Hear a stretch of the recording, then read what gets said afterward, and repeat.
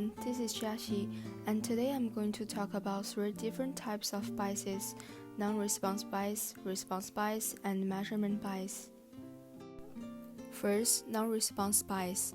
The presidential election of 1936 pitted Alfred London, who was the Republican governor of Kansas, against the incumbent president Franklin D. Roosevelt. The year 1936 marked the end of the Great Depression, and economic issues, such as unemployment and government spending, were the dominant themes of the campaign. The Literary Digest was one of the most respected magazines of the time, and had a history of accurately predicting the winners of presidential elections that dated back to 1916. For the 1936 election, the Literary Digest prediction was that London would get 57% of the vote against Roosevelt's 43%, while the actual results of the election were 62% for Roosevelt against 38% for London.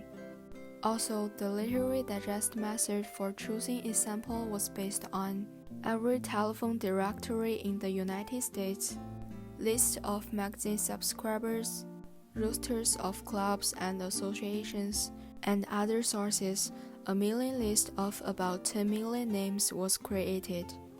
Every name on this list was mailed a mock ballot and asked to return the marked ballot to the magazine, so that the non-response bias was found.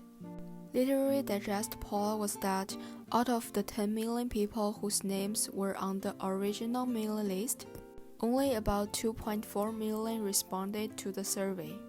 Thus, the size of the sample was about 1/4 of what was originally intended.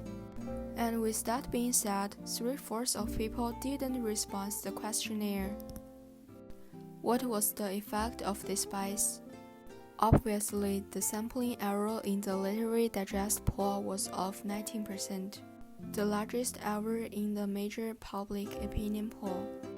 Then how to fix it? The Literary Digest survey was conducted by mail. This approach is the most likely to magnify non-response bias, because people often consider a mailed questionnaire just another form of junk mail.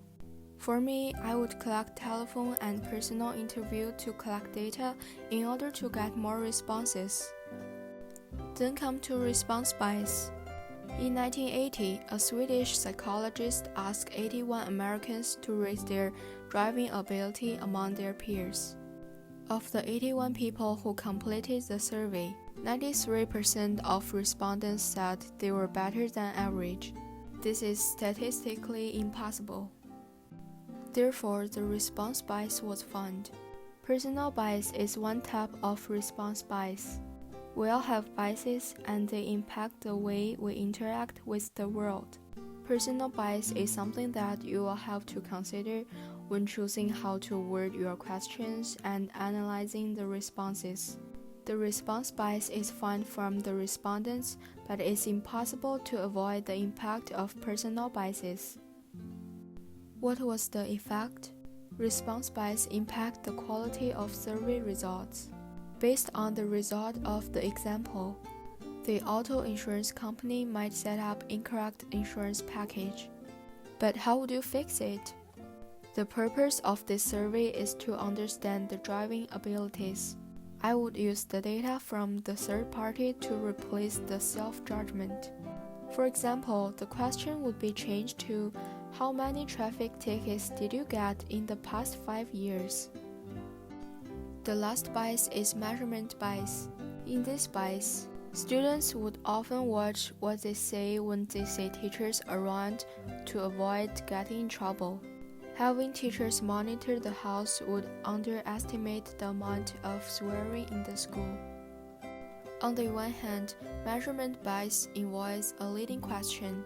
In this case, having teachers monitor is the leading question, since students behave differently with or without teachers. On the other hand, this bias is found from the respondents during data collection. Moreover, measurement bias impacts the quality of survey results. In this case, the result does not reflect the real situation. How to fix it?